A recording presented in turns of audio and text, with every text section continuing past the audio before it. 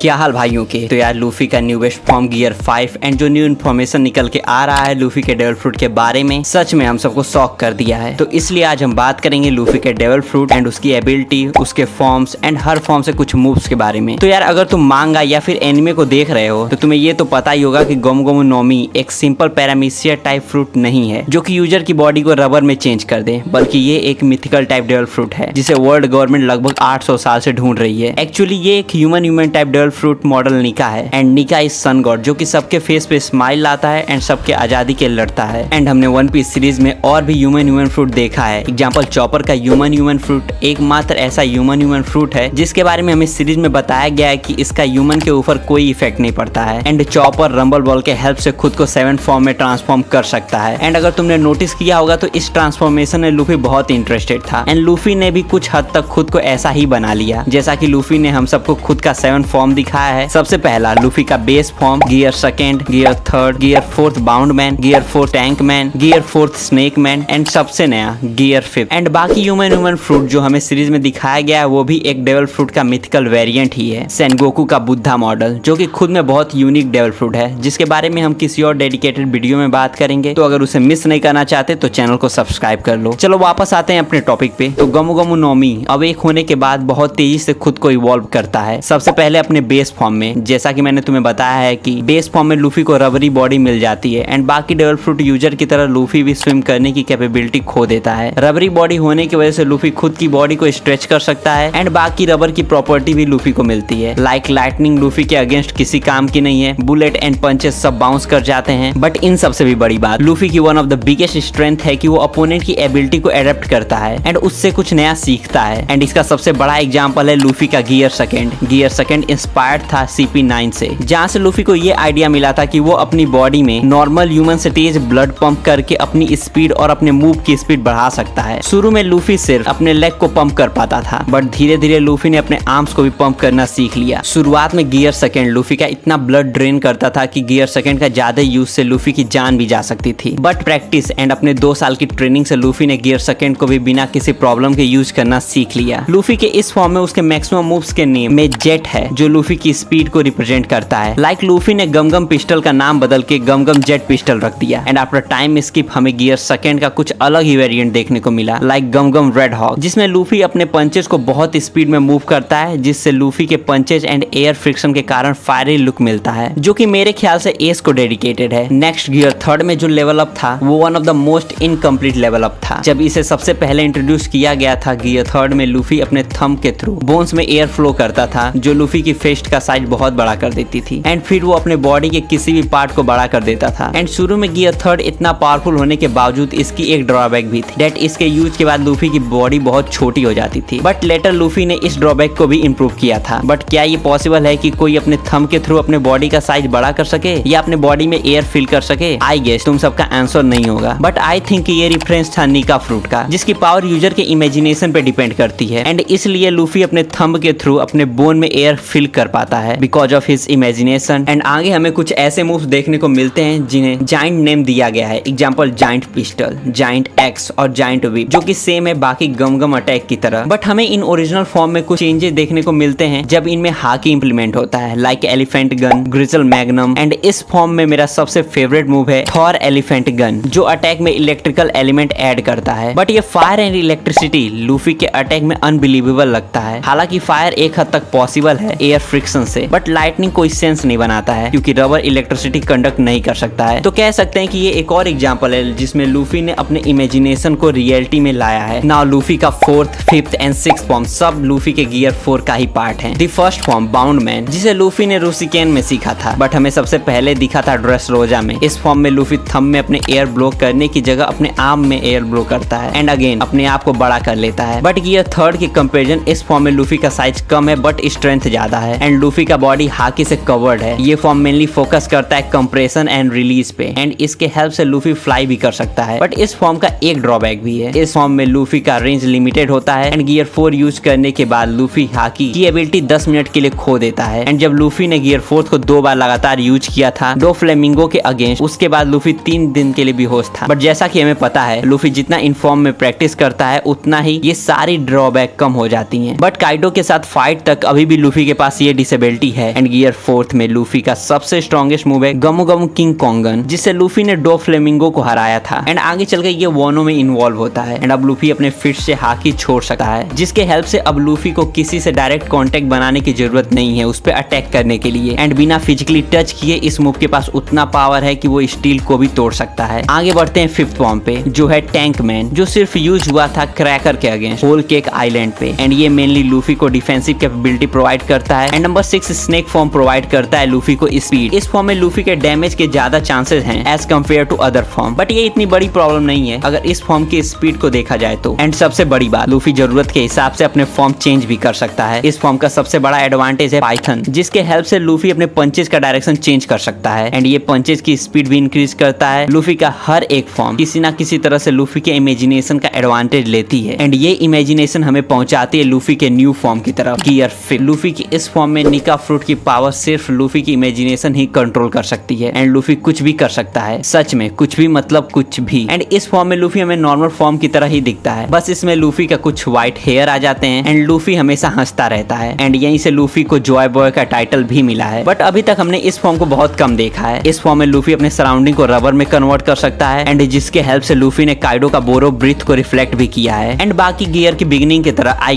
Guess इस gear का भी शुरुआत में कुछ ड्रॉबैक होगा। एंड अगर मैं गेस करूं तो इस गियर के ज्यादा यूज की वजह से लूफी बेहोश हो जाए या फिर काफी दिनों तक बेहोश रहे। And may be gear 5 Luffy का लाइफ स्पैन भी कम कर सकता है। बट गियर 5 के बारे में और ज्यादा और इसके ड्रॉबैक क्या है ये सब जानने के लिए हमें थोड़ा और वेट करना पड़ेगा। बट अगर तुम्हें ये जानना है कि लूफी की मदर कौन है तो तुम ऊपर वाली वीडियो के हेल्प से जान सकते हो। Till then enjoy your anime. मिलते हैं नेक्स्ट वीडियो में।